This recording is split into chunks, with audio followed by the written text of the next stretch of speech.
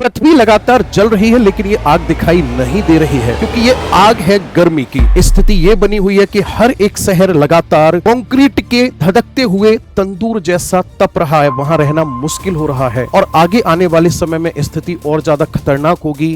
Condition ये होगी कि आसमान से आग बरसेगी और जमीन से मौतों का धुआं उठेगा।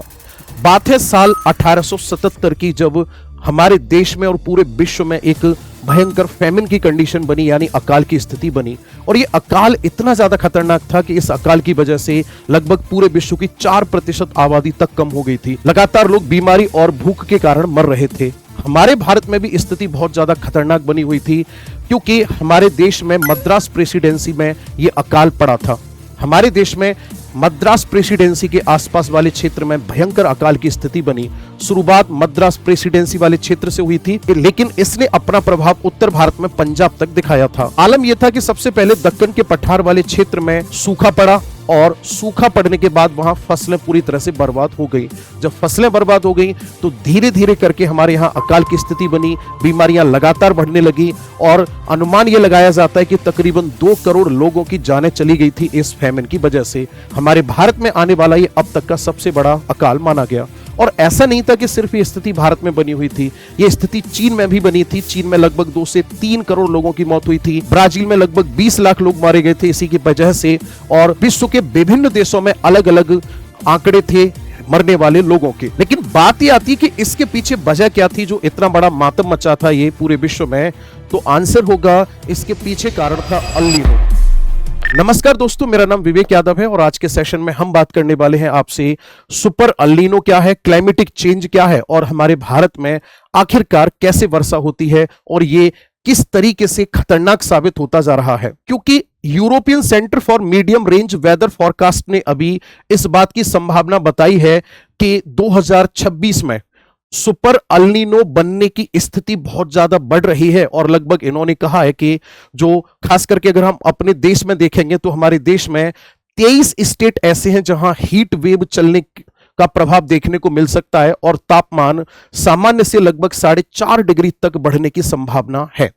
तो चलिए एक एक करके समझते हैं इसमें आखिरकार है क्या इसके पीछे वजह। सबसे पहले दोस्तों हम बात करेंगे कि मानसून क्या है और किस प्रकार से भारत में वर्षा करता है। जनरली हमारे भारत में जो मानसून की शुरुआत होती है वो जून के फर्स्ट वीक से स्टार्ट हो जाती है। यानी कि जून के आसपास हमारे भारत में स्थिति ये होती है कि सूर्य हमारे भारत के लंबवत होता है, यानी कि ट्रॉपिक ऑफ कैंसर के परपेंडिकुलर होता है। तो मान लेते हैं कि ये हमारा भारत है और यहां सूर्य लंबवत है। तो जब सूर्य यहां लंबवत होगा तो इससे कंडीशन क्या बनेगी भाई? सूर्य जब यहां लंबवत होगा तो इससे कंडीशन ये बनेगी कि सूर्य की किरणें यहां पे लगातार उत्तर भारत के ऊपर पड़ेंगी। उत्तर भारत के ऊपर जब सूर्य की किरणें पड़ेंगी तो यहां से हवाएं गर्म होकर ऐसे ही ऊपर की तरफ उठेंगी।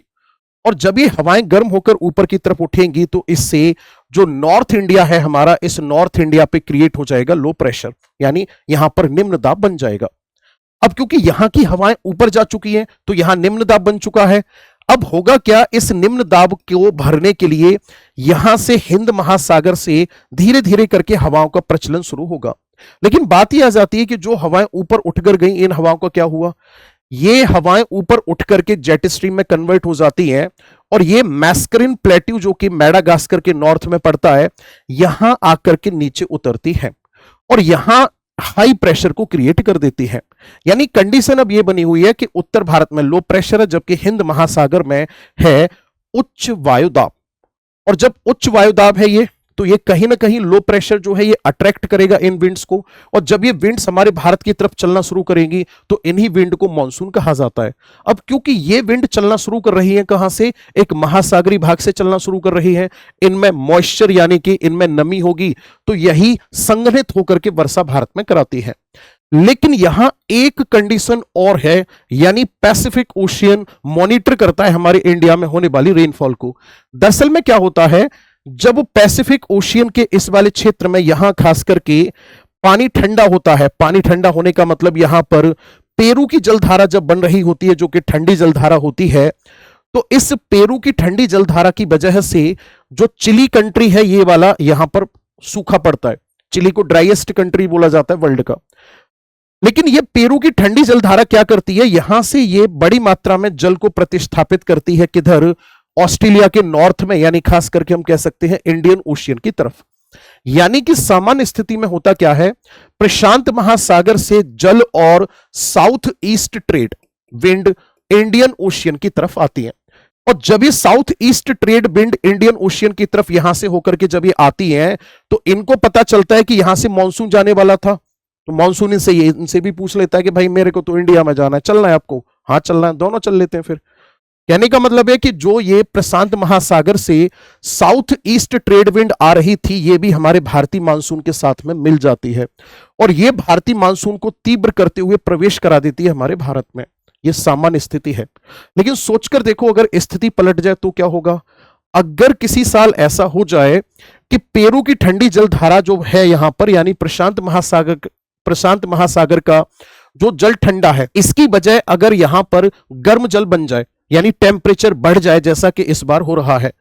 अगर टेम्परेचर बढ़ा तो टेम्परेचर बढ़ने की स्थिति में क्या होगा मेरे भाई? यहां पर एक गर्म जलधारा का निर्माण होगा। सबसे पहली बात, यहां पर जो गर्म जलधारा बनेगी इसी को कहा जाएगा अल नीनो। क्या नाम दिया जाएगा इसको? अल नीनो कहा जाएगा। अब ये क्योंकि गर्म जलधारा है, गर्म जलधारा है तो यहां एवेपोरेशन को बढ़ाएगी, एवेपोरेशन को बढ़ाएगी तो यहां रेनफॉल करा देगी। पहले यहां सूखा पड़ रहा था, लेकिन अब क्या हो रहा है? यहां पे रेनफॉल हो रही है।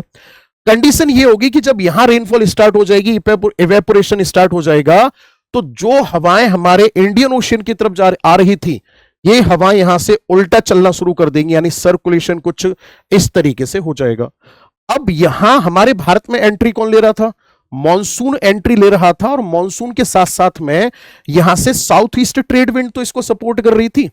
लेकिन जब अल नीनो बन गया प्रशांत महासागर में, तो साउथ ईस्ट ट्रेड तो छोड़कर चलेगी मॉनसून को, मॉनसून रह गया अकेला।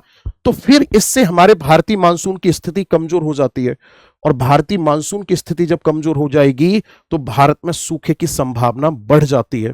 अब अल नीनो कितना खतरनाक होगा, ये डिपेंड करेगा कि पैसिफिक ओशियन में जो टेम्परेचर है वो टेम्परेचर कितना ज्यादा बढ़ रहा है। इस बार 2 डिग्री सेंटीग्रेड तक बढ़ने के चांस बताए जा रहे हैं, जो कि काफी खतरनाक साबित हो सकता है। यानी भारत में 1877 जैसी स्थिति दोबारा बनने की संभावना है। और सबसे बड़ी दुख की बात यह है कि आज भी हमारी कृषि का 56% भाग ऐसा है जो कि डायरेक्टली कहीं ना कहीं मानसून पर निर्भर करता है, और 68% हमारा एरिया ऐसा है, डिजास्टर मैनेजमेंट में जब आप पढ़ोगे तो पता चलेगा कि वहां सूखे की समस्या रहती है। इस आंकड़े के साथ अगर हमारे भारत में अगर सूखा पड़ जाएगा तो स्थिति कितनी भयंकर होगी, इस बात का अनुमान आप लगा सकते हो। अगर अल नीनो की स्थिति बनती है तो पूरे विश्व में क्या माहौल होगा, एक बार यहां नजर डाल लेते हैं। देखो, अल नीनो की स्थिति बनेगी तो इससे क्या होगा? इधर पैसिफिक ओशियन की अगर हम बात करेंगे तो यहां पे ड्राइनेस बढ़ जाएगी, रेनफॉल बढ़ जाएगी, ठीक है ना? सॉरी, ड्राइनेस बढ़ जाएगी यहां पे ऑस्ट्रेलिया के आसपास। वहीं अगर हम बात करेंगे इसकी वजह से जो ये साउथ अमेरिका का कोस्टल रीजन है, यहां वेटनेस बढ़ जाएगी, क्योंकि गर्म पानी है, एवेपोरेट होगा। हमारे भारत की अगर हम बात करेंगे तो हमारे भारत में इसकी वजह से ये पूरा का पूरा ड्राई हो जाएगा और सूखे की चपेट में आ जाएगा। इसके साथ साथ और कहां कहां प्रभाव हो सकता है अगर हम बात करेंगे, अगर सेम ऐसी स्थिति बनती है महासागर में, तो इसकी वजह से जो ये अफ्रीका है यहां पर भी प्रभाव पड़ेगा।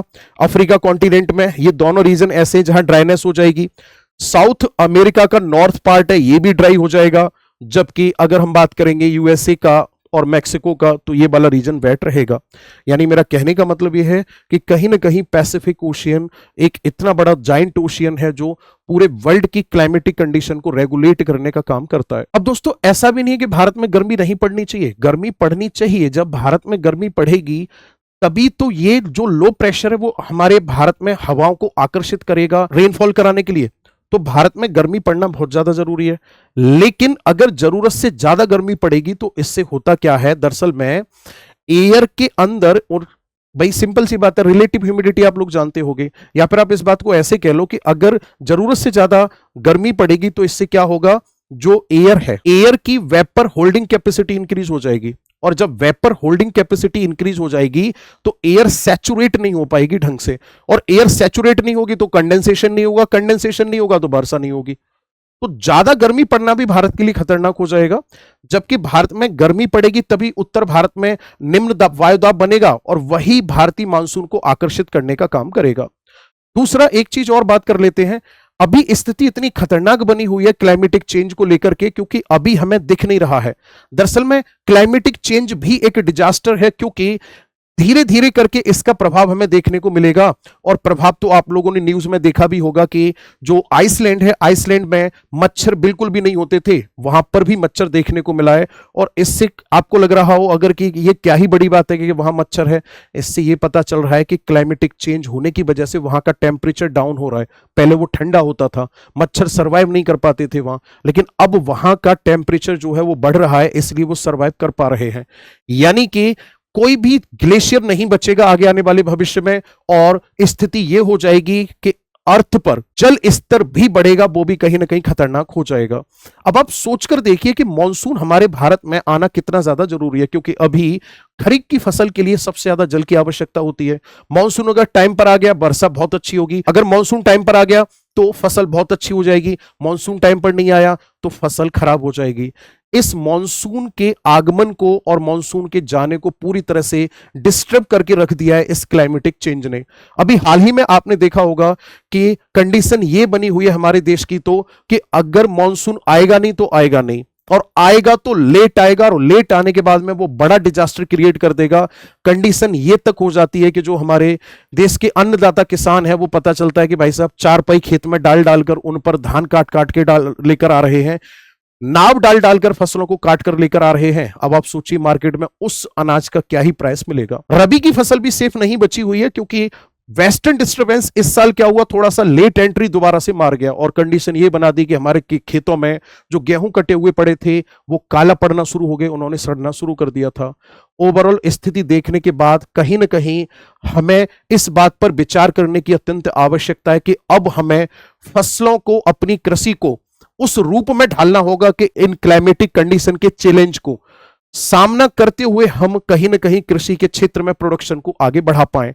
हमें आवश्यकता है कृषि में ऐसी क्रांति लाने की कि अब हम ऐसे सीड्स का यूज करके एग्रीकल्चर को आगे बढ़ाएं जहां हमें क्लाइमेटिक चेंज के कारण कहीं ना कहीं लो प्रोडक्शन का हमें सामना न करना पड़े। अब बात यह आ जाती है कि एग्जाम से रिलेटेड इसमें क्या क्या काम के पॉइंट की बातें हैं। सबसे पहला पॉइंट, अल नीनो क्या है? सीधा सीधा आंसर होगा, अल नीनो का मतलब है वार्म ओशियन करंट जो प्रोड्यूस होती है पैसिफिक ओशियन में।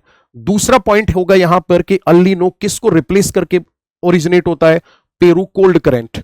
अल नीनो का मतलब क्या है? लिटिल क्राइस्ट, छोटा ईसा मसीह। अल नीनो की वजह से जो सर्कुलेशन होता है वो किधर से किधर होता है?